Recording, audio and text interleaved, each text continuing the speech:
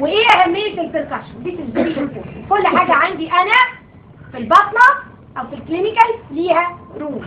حفظت الرول هتتحط على اول السكه مو تمشي لوحدك. هتمشي زي السكينه في ايه؟ الحلاوه دي زي السكينه في الزبده او زي السكينه في الجاتوه احلى. ماشي؟ فعرفت الرول خلاص اتحطيت هتمشي عدل على طول. ايه بقى البركشن؟ البركشن ده انا بخبط على حاجه عشان اشوف الصوت اللي هيطلع لي اسمعه في ودني. هيطلع عندي صوت حاجه من الاثنين، يا صوت كده ده اسمه ريزونانس، ده كده ورا ايدي فيه هواء، يا صوت كده ده اسمه ضرب، ده كده صامت ورا ايدي مفيش هواء، في حاجه حاطين بحرف الميم، يا ماء يا ميه. خلاص يبقى ريزونانس تحت ايدي فيه هواء، ضل تحت ايدي فيه يا ماء يا ميه. يبقى بدل ما اشق بطن العيان بالسكينه واشوف تحت ايدي فيه ايه، لا ده انا ممكن اعمل بروسيجر اسمها بركشن، اشوف ايه اللي تحت ايدي من غير ما اذي العيان بتاعي. هبركش ازاي؟ جرى العاده ان انا بخبط بالميدل فينجر بتاع الرايت هاند، ولازم الطفل يكون مقصود على الميدل فارنج بتاعت الميدل فينجر بتاع الليفت هاند. يبقى بخبط في صباعي الميدل على العقله اللي في النص بتاع صباع الميدل بتاع الليفت هاند، وعشان اخبط على الليفت هاند بسرعه بقى بسرعه عشان الناس كلها بتصلك وسايباك. مايكل برضو؟ لا مايكل تلاقيه في الشارع لسه. ايدي الشمال اللي هخبط عليها لازم كلها تكون محطوطه على جلد العيان في المكان اللي هحطها فيه، يعني ما الاقيش صباع طاير في الهواء ولا في هواء معدي من تحت اي صباع، بشوف مناظر ايدين غريبه. يبقى الحته اللي هحط فيها ايدي لازم تبقى ايدي كده والصوابع متفرطه كده، ما ينفعش اعمل بركشن وايدي لازقه في بعضها او صباع طاير في الهواء، لازم ماسكه الجلد كله وايديها متفرطه واخبط على زي ما اتفقنا. بخبط كام خبطه؟ خبطتين، 2 1 2 1. الشغل بتاعكم في الامتحانات اللي بتقعدوا تعملوه كده ده كده ده بيجنن الممتحن. اوكي؟ فخبطتين 1 خبطتين 1. الحركه بتاعت ايدك السنتر بتاعها ده، يعني بخبط كده ما بخبطش كده. شغل الشواكيش ده عندي خبطه كده. خلاص؟ يبقى هعمل كده خبطتين 1 واعمل كده خبطتين 1 واعمل كده خبطتين. اوكي؟ ده الميكانيزم هاو تو بركشن. ايه الرولز اوف بركشن بقى؟ هو في رولز للبركشن؟ كل حاجه عندنا ليها قواعد. ايه الرولز اوف بركشن؟ I do have 3 rules of percussion. Number 1، هو انا بخبط عشان اشوف ايه؟ عشان اشخص يا ماس او اورجن يا ميه اساس. يبقى انا عايزه اجيب حاجه لما اخبط هسمع صوت ايه؟ ضل. يبقى ما ينفعش اخش في حته ضل عشان اخش في حته ضل، مش هعرف امتى الضل في الثانيه جاتني. يبقى المخ كده I should start from an area which is to detect an area which is dull, and this is the first rule of percussion. يبقى first rule of percussion I must start from an area which is resonant وراها هواء to detect an area which is dull، يا organ يا ماس يا ماي. الرول الثاني بتقول لي ايه؟ نكتبها وبعدين نشرحها. الرول الثانيه بتقول لي صباعي اللي انا هخبط عليه لازم يبقى بارالل للبوردر او الايدج بتاع الحاجه اللي انا هجيبها. بمعنى انا عايز اجيب الابر بوردر اوف ذا ليزر، الابر بوردر بتاع الليزر هنا ترانسفيرس، يبقى صباعي اللي هخبط عليه لازم يجي بارالل ليه، لازم احطه كده وانزل ريزونانس ريزونانس ريزونانس يجي لي ضل. ما ينفعش احطه عكسه وانزل كده، ما ينفعش. عايز اجيب الرايت بوردر اوف ذا هارت، هو الهارت فين؟ هنا، ده الرايت بوردر بتاعه وعايز اجيبه، يبقى صباعي اللي هخبط عليه لازم يتحط فيرتيكال عشان اجي كده اجيب البوردر، ما ينفعش احطه ترانسفيرس وامشي كده، ما ينفعش. عايز اجيب الاسايتس، العيان نايم دي بطن، وده الكوستال مار، الاسايتس بتاخد المنظر ده، كل ده ميه. خلاص؟ ازازه بيبسي مليانه جيت مليتها، الميه هتاخد المنظر يو شيب فوق، ده يو شيب. عشان اجيب الاسايتس لازم اعمل بركشن، اجيب الابر بوردر بتاع الاسايتس، ولازم اعمل بركشن اجيب السايد بوردر بتاع الاسايتس، يمين يا شمال. يبقى لما اجي اجيب الابر بوردر صباعي لازم يبقى ترانسفيرس، لان الابر بوردر ايه؟ ترانسفيرس. يبقى اجيب صباعي كده ترانسفيرس واخبط وانزل عشان اجيب الابر بوردر. عشان اجيب السايد بوردر ما ينفعش امشي كده، لازم اظبط صباعي كده يبقى باراليل واجي كده. خلاص؟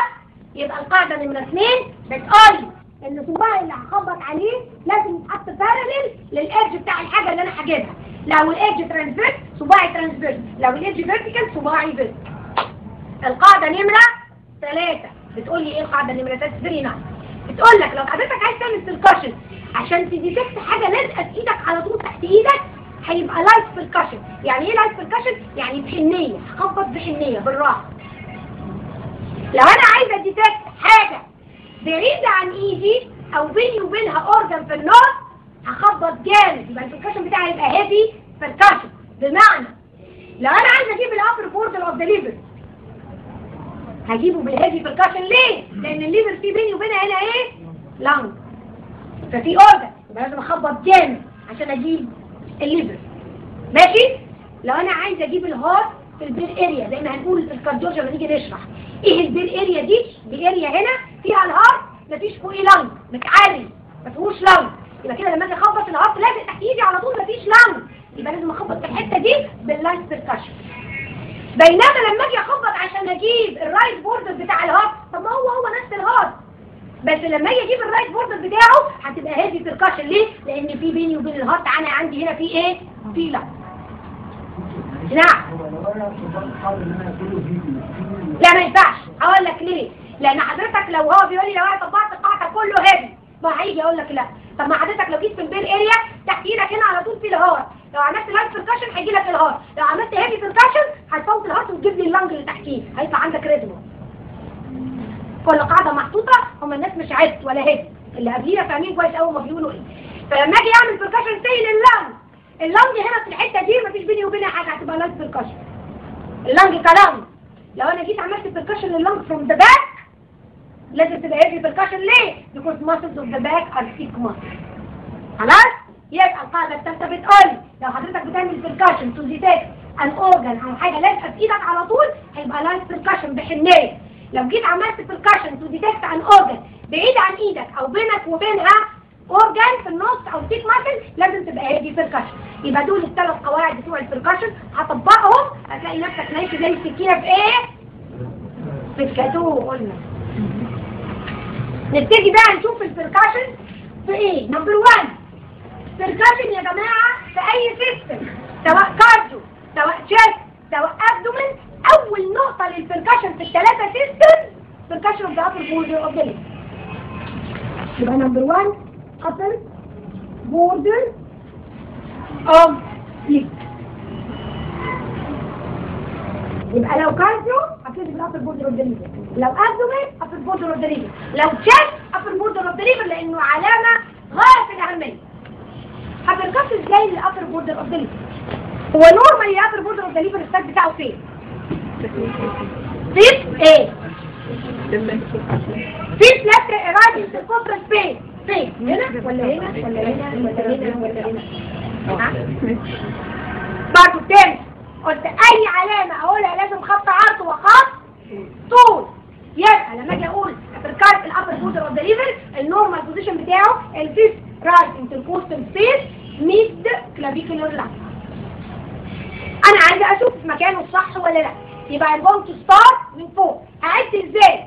صباع واحد على السترنم وابتدي انزل هلاقي ايدي تعدي على السترنم على انجل في النص كده، ايدي تطلع وتنزل، ودي موجوده حتى في ادخن الناس، دي لاند مارك ملاسكو موجود.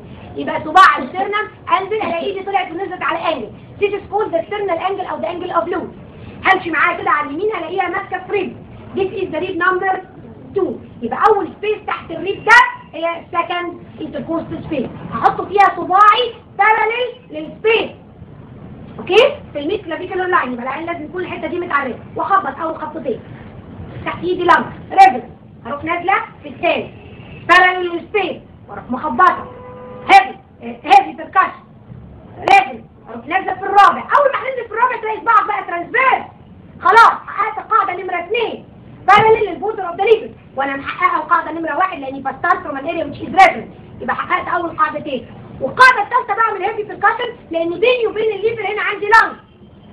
يبقى كده 4 خبط الاقيه ريزونانس، اروح نازله 5 مخبطه سامعه امبيرد نوت او دال. دي لازم تبقى ليفر؟ لا، ممكن تبقى ابر بوردر اوف ليفر، ممكن تبقى بلورال افيوجن، ممكن تبقى ماس في اللنج، ممكن تبقى ماس في الفلورا. اعرف ازاي؟ هعمل حاجه اسمها تايدال بيركشن. يعني ايه تايدال بيركشن؟ اسبوع اسك بيشنت اقول له ايه؟ خد نفس جامد واكتمه ما تقربوش. بصوا كلهم بيروحوا عاملين كده، لا تاكد عليه ما يتفرقش. يبقى ها اكتم. هو لما خد نفس وكتمه جوه اللنج بقت انفليتد، زقت الليفر فين؟ لتحت. انا كنت مخبطه كان ضل، هروح مخبطه تاني والنفس جوه اللي كان ضل بقى ابصم بال20 in this is the upper border of the lip and this is called tidal percussion. Yes, percussion of the upper border of the liver is done by heavy percussion واسمه tidal percussion. هو normally البوزيشن بتاعه او مكانه في الفيس right intercostal space is clavicular line. مهم ان انا اجيب الابر بوردر اوف ذا ليفر طبعا عشان اعرف الليفر دي كبرت ولا لا. فرضنا حضرتك جيت عملت بالبيشن للليفر اوكي وحسيت الرايت بوردر، احنا قلنا نورمالي الرايت لوب ما ينزلش تحت الرايت كوستال مارجن. لو انا جيت عملت بالبيشن لقيت الليفر نازل تحت، يبقى كده الليفر احتمال حاجه من الدين، يا الليفر كبرت فنزلت يا الليفر اتزقت من فوق فنزلت. هعرف ازاي؟ لازم اجيب الابر بوردر. لقيت الابر بوردر في الخامس وانا حاسه الرايت لوب من تحت، يبقى كده لازم تكون الرايت لوب ايه؟ كبرت. لقيت الابر بوردر مش في الخامس نزل تحت، يبقى ما بقولش بقى ان هي كبرت، بقول انا حاساها لانها ممكن تكون في الحاله دي اتزقت. مفهوم اللي انا بقوله؟ This is very important. يبقى ما اقدرش ادي كومنت ده الليفر كبرت ولا لا الا لو الابر بوردر في مكانه وانا حسيت الرايت لوب من تحت، يبقى كده الرايت لوب كده. مش في مكانه نزل بقى في السادس او في السابع، يبقى تقول لي انا حاسه الليفر من تحت الكوستال مارجن اوكي، لكن ممكن تكون مزقوقه من فوق. This is important. طيب هتركز ايه تاني في الابدومين؟ نمبر 2 percussion of throat area. وما هي throat area؟ throat area دي حتة الناس اختلفت فيها. في ناس تقول لك يا دي مهمة جدا، في ناس تقول لك لا دي أهميتها انقضت وبقت مش مهمة. احنا عشان نغطي هنشرحها ونفهمها، وما دام حد سألك عليها يبقى بالنسبة له مهمة فلازم تكون عارفها. ايه ثروت اريا دي؟ هي اريا بالظبط مكانها مكان ايدي كده. حلو. بتعمل ايه هنا دي؟ فوق الاير بابل اللي موجودة فين؟ في الصالة. فلما اخبط عليها لازم تبقى رجل. لو حضرتك قعدت واكلت دي كروم لوحدك هيبقى في اير بابل في السtomach ولا لا؟ طبعا. لو اكلت خروف لازم يبقى عندك اير بابل. عارف لو مفيش اير بابل في السtomach والسtomach الثانيه اكل من اول لاخرها تموت. خلاص؟ فالاير بابل دي جزء اساسي من السtomach فلازم تكون موجوده، ولذلك ثروت اريا دي لازم تبقى موجوده ولازم تبقى ريزن لانها فوق الاير بابل اوف ذا stomach. ايه ثروت اريا دي؟ عباره عن معين او متوازي مستطيلات موجود في هذا المكان، وطالما قلنا معين يبقى هو يحده كم نقطة؟ 4 في المكان ده بالظبط. نقطتين لاترال ونقطتين ميديال. النقطتين اللاترال سهلين قوي، الاثنين بيقعوا على نفس اللاين اللي هو الميد اكسيلاري لاين. النقطة اللي فوق عند الريف نمرة 9 والنقطة اللي تحت عند الريف نمرة 11 وهنعرف ازاي نعمل. خلاص؟ يبقى دول سهلين قوي. تعالوا نشوف النقطتين الميديال. النقطتين الميديال النقطة اللي فوق سهلة جدا مكان الايبس، بس مش هقول في الامتحان مكان الايبس، هقول على طول هو ايه مكان الايبس. يبقى هقول فين؟ في الفيس ليفت انتركوستال سبيس ميد كلافيكولار لاين. النقطة اللي فوق خلصت. فاضل لي اخر نقطة دي فين؟ في الايبس نمرة 8 كوستو كونترال جانكشن، يعني داخله ميديا شوية كده. يبقى ده متوازي الاضلاع او الرومبس اللي انا بتكلم عليه. صباح الخير. يبقى اشرب بن قبل ما تيجي. دي ايه؟ ثروت اريا. يبقى لما اجي ارسمها ازاي؟ لو انا عندي ده الفرس بتاع العيان والابدومين اوكي، ودي السيرنم عامله كده، وده الكوستال مارجن كده، وعندك الريس بكده. ده الميد اكسيلاري لاين. هادي الريس نمره